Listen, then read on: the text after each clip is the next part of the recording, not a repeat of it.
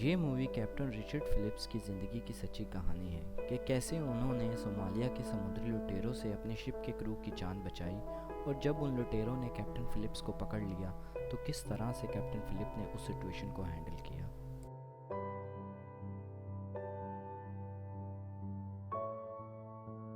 Movie start होती है Somalia के समुद्री किनारे से, जहाँ कुछ लोग आते हैं और इन सब के पास गन्स होती हैं और जो किनारे पे लोग होते हैं उनसे कहते हैं कि इस दफ़ा तुम्हें समुंदर से एक बड़ी शिप को पकड़ कर लाना होगा। दरअसल ये लोग समुद्री लुटेरे हैं और कई लोग इनके साथ जाना चाहते हैं क्योंकि यहाँ ज़्यादातर लोग बेरोज़गार हैं। यहाँ से 2 छोटी बोट और एक बड़ी बोट समुद्र की तरफ निकल जाती है। इस बोट में सभी पायलट समुंदर में मौजूद सभी शिप्स जो इनके आसपास हैं इनका जायज़ा लेते हैं और इन्हें पता चलता है कि इनको लूटना नामुमकिन है और तभी इन्हें एक बड़ा सा शिप सबसे अलग और दूर नज़र आता है जो कि मोम्बासा जा रहा होता है। दरअसल इन पायरेट्स ने शिप के कम्युनिकेशन फ्रिक्वेंसी को ट्रैक कर लिया होता है, इसलिए इनकी कन्वर्सेशन को वो सुन सकते हैं। और फिर एक बड़े से कार्गो शिप को दिखाया जाता है और इस शिप का जो कैप्टन है उसका नाम कैप्टन रिचर्ड फिलिप्स है। और रिचर्ड जानता है जिस रूट से उनका शिप जा रहा है वो बहुत डेंजरस और समुद्री लुटेरों से भरा हुआ है, इसलिए वो पहले से अलर्ट होता है। रिचर्ड जब दूरबीन से देखता है तो उसे पता चलता है उसकी तरफ 2 छोटी बोट्स बहुत स्पीड में आ रही होती हैं। तो रिचर्ड फ़ौरन ही अपने शिप को लेफ़्ट की तरफ टर्न करता है और देखता है कि वो बोट्स भी इनकी तरफ लेफ़्ट में टर्न होती है। तो वो समझ जाता है कि ये समुद्री पायरेट्स हैं जो शिप को लूटने के लिए आ रहे हैं। वो फ़ौरन ही इसकी detail UK maritime trade operation Dubai को देता है और ऑपरेटर कहती है कि मैंने तुम्हारी कंप्लेन रजिस्टर कर ली है और साथ ही साथ वो ये भी कहती है कि अपना शिप कंप्लीट लॉक कर लो, हो सकता है वो मछेरे हों। और रिचर्ड ये कह के फ़ोन हंगअप कर देता है कि वो मछेरे नहीं हैं। और रिचर्ड फिर से दूरबीन से उन पायरेट्स को देखता है जो सिर्फ उसकी शिप से 1 मील की दूरी पर हैं और वो ये भी देखता है कि बोट्स पे जितने भी लोग हैं उन सब के पास गन्स हैं, जिससे रिचर्ड को कंफर्म होता है कि वो पायरेट्स ही हैं। और वो फ़ौरन ही पुलिस को फ़ोन करता है और उन्हें बताता है कि 2 बोट्स हमारा पीछा कर रही हैं और वो लोग पायरेट्स हैं, हथियारों के साथ हैं। दरअसल फिलिप जानता है कि लुटेरे उसकी आवाज़ सुन रहे हैं और आवाज़ बदल के कहता है 5 मिनट में मिलिट्री हेलीकॉप्टर आपकी लोकेशन पे पहुंच जाएगा। असल में फिलिप्स का पुलिस से रब्ता नहीं होता, वो सिर्फ नाटक कर रहा होता है और इन पायरेट्स को डराने की कोशिश कर रहा होता है कि वो डर जाएं और वापस चले जाएं। फिलिप्स की ये कोशिश अच्छी साबित होती है और दोनों में से एक बोट डर के मुड़ जाती है और जो बड़ी शिप पीछे आ रही होती है वो भी घबरा के मुड़ जाती है, लेकिन वो बोट जिसमें 4 पायरेट्स हैं वो इनका पीछा नहीं छोड़ती। और कैप्टन फिलिप एक और कोशिश करते हैं, वो लहरों में ये छोटी बोट को उलझाना चाहते हैं। वो अपनी शिप की स्पीड कम करके लेफ़्ट राइट टर्न करना शुरू कर देते हैं, जिससे तेज़ लहरें बनना शुरू होती हैं जिनका सामना ये छोटी बोट का इंजन कर नहीं पाता और ख़राब हो जाता है और कैप्टन फिलिप का शिप इनसे दूर चले जाता है। रात को शिप का सारा क्रू इकट्ठा होता है और सब डिस्कस कर रहे होते हैं कि अगर उन लुटेरों ने हम पे दोबारा हमला किया तो हम क्या करेंगे। कैप्टन फिलिप्स कहते हैं हम दोबारा उनका मुकाबला करेंगे जैसा हमने आज किया। क्रू में एक आदमी कहता है हमारा काम समुद्री लुटेरों से लड़ना नहीं बल्कि कार्गो शिप चलाना है, तो क्यों नहीं हम शिप का रूट बदल दें और कहीं दूर निकल जाएं, क्योंकि अगर हम शिप को पूरी स्पीड से चलाएं तो 8 घंटों में हम 100 से 150 मील का सफ़र कर सकते हैं। कैप्टन फिलिप्स फिर पूरे क्रू को समझाते हैं जिस इलाके में वो आ गए हैं इधर लुटेरों के 5 बड़े नेटवर्क्स हैं। हर 300 मील पर हमें नए पायरेट ग्रुप का सामना करना पड़ेगा, इसलिए हमें अपने रूट को बदलना नहीं चाहिए और मोम्बासा की तरफ ही जाना चाहिए। क्रू कैप्टन की बात मान लेता है और शिप उसी रूट पर आगे बढ़ती है। कैप्टन सुबह दूरबीन से देखते हैं कि बोट फिर से इनका पीछा कर रही है और कैप्टन फिलिप फ़ौरन ही एक दफ़ा फिर पुलिस को कॉल करते हैं और लकीली इस दफ़ा उनकी कॉल मिल जाती है। पुलिस कैप्टन से कहती है हम फ़ौरन ही आपकी तरफ मदद भेज रहे हैं और कैप्टन फिलिप शिप के वाटर प्रेशर पंप को ऑन कर देते हैं ताकि पानी के प्रेशर से लुटेरे इन तक ना पहुंच पाएं। वो उन पर हमला भी करते हैं लेकिन पायरेट्स उनके हमले से बच जाते हैं और शिप पर चढ़ जाते हैं।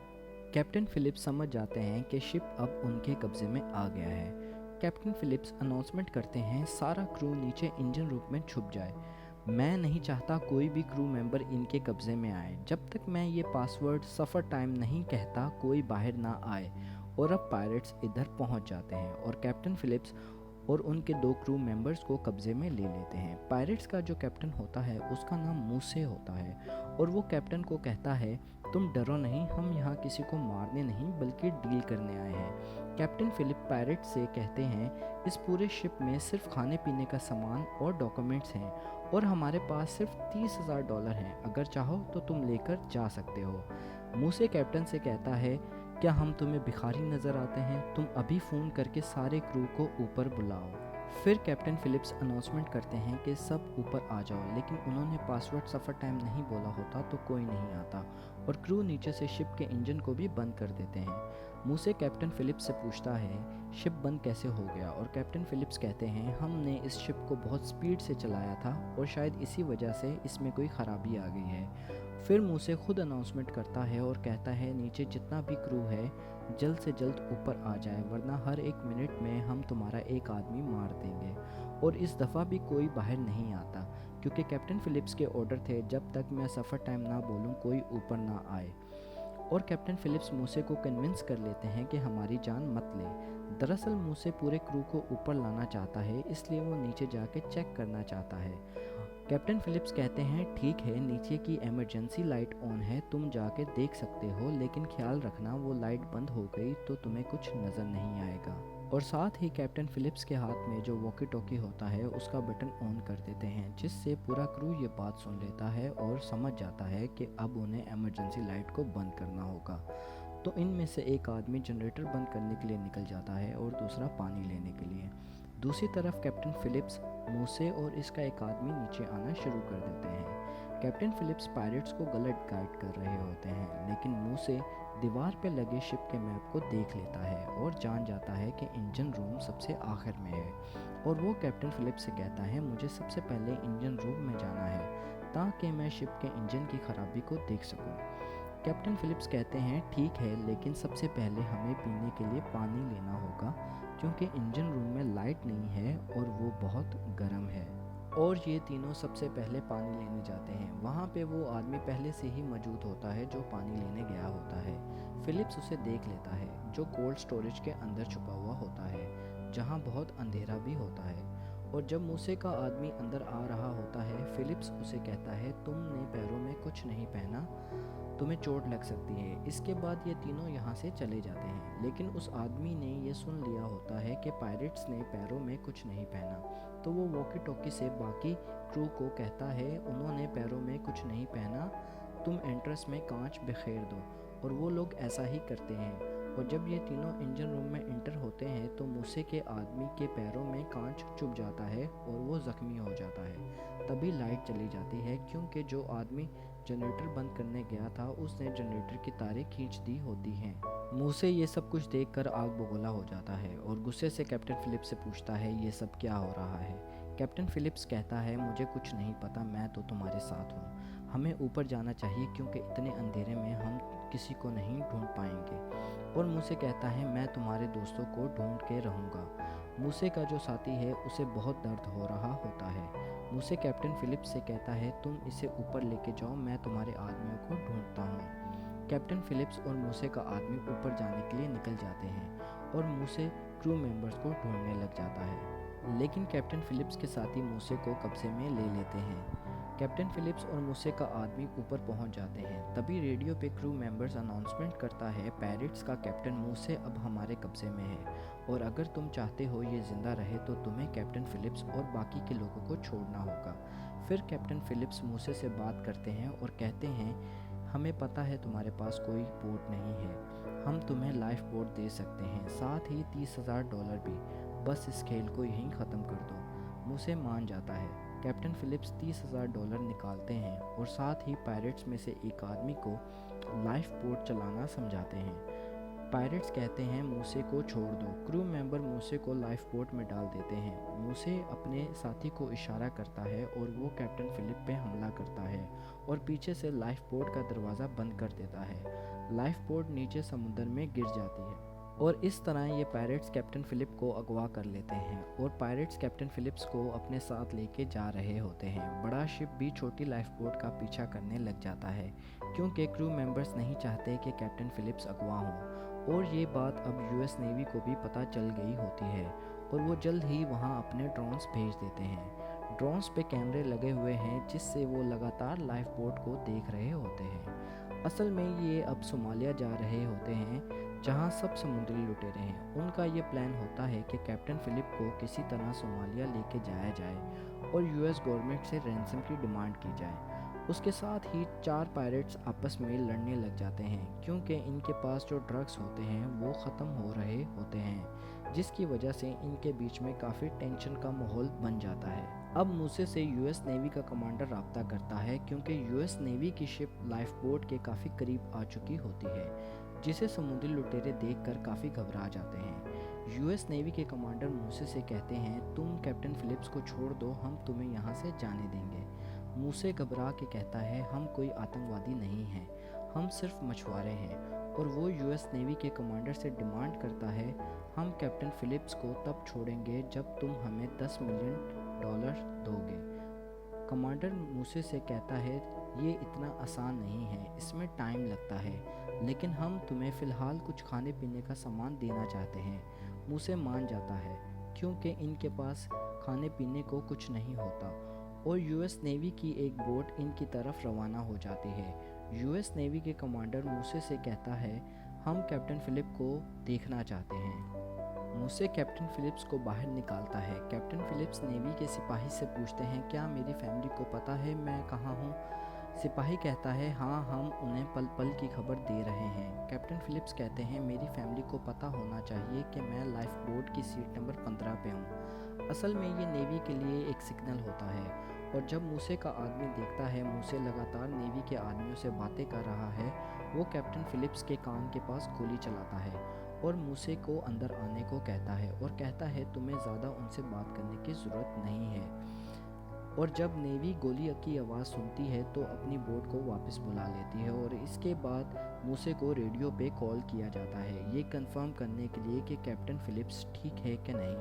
और कैप्टन फिलिप्स जवाब देते हैं कि मैं ठीक हूँ। और यहाँ पर अब रात हो जाती है और अब ये लोग सोमालिया के किनारे के काफ़ी करीब पहुँच चुके होते हैं और यूएस नेवी ये जानती है एक दफ़ा ये लोग सोमालिया पहुँच गए तो रैंसम देने के अलावा और कोई ऑप्शन नहीं होगा। इसी बीच कैप्टन फिलिप्स मूसे से कहते हैं, मुझे टॉयलेट करना है। मूसे उसे टॉयलेट करने की इजाज़त दे देता है। कैप्टन आगे जाते हैं तो उसे वही आदमी दिखता है जिसके पाँव पे चोट लगी है। वो अचानक से उसे धक्का देकर पानी में गिरा देते हैं और ख़ुद भी दूसरी तरफ समुंदर में जंप मार देते हैं। और यूएस नेवी शिप को भी पता चल जाता है कि 2 आदमी पानी में गिरे हैं, लेकिन वो अंधेरा होने की वजह से कुछ देख नहीं पा रहे होते। इससे पहले कि यूएस नेवी कोई डिसीजन ले पाती, मूसे कैप्टन फिलिप्स को दोबारा पकड़कर लाइफ बोट में ले जाता है। और अब यहाँ पे यूएस सील भी पहुँच चुकी है जो इनको चारों तरफ से घेर लेती है और नेवी मूसे को रेडियो पे कहती है, हम तुम्हें यहाँ से नहीं जाने देंगे जब तक तुम कैप्टन को रिहा नहीं कर देते। मूसे समझ चुका था इसके पास कोई और ऑप्शन नहीं बचा। वो कैप्टन फिलिप को गन पॉइंट पे बाहर ले जाता है और यूएस नेवी से कहता है, हट जाओ हमारे रास्ते से, वरना मैं इस कैप्टन को इधर ही ख़त्म कर दूंगा। साथ ही साथ दूसरा नेवी कमांडर मूसे से कहता है, हमने तुम्हारे बॉस से बात कर ली है और इनकी असली आइडेंटिटी और एड्रेस भी बताता है। हम तुमसे डील करने को तैयार हैं, लेकिन तुम में से एक आदमी को हमारे पास आना होगा।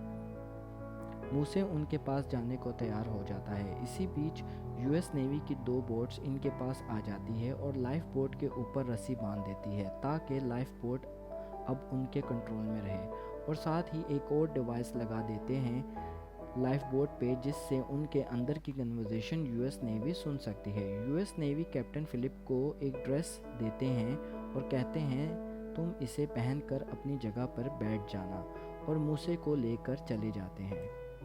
यूएस नेवी लाइफ बोट पे लाइट्स ऑन कर देती हैं जिससे पायरेट्स को बाहर कुछ नज़र नहीं आ रहा होता और साथ ही स्नाइपर्स इन पायरेट्स को अपने निशाने में लेने की कोशिश कर रहे होते हैं, लेकिन ये सब निशाने में नहीं आ रहे होते।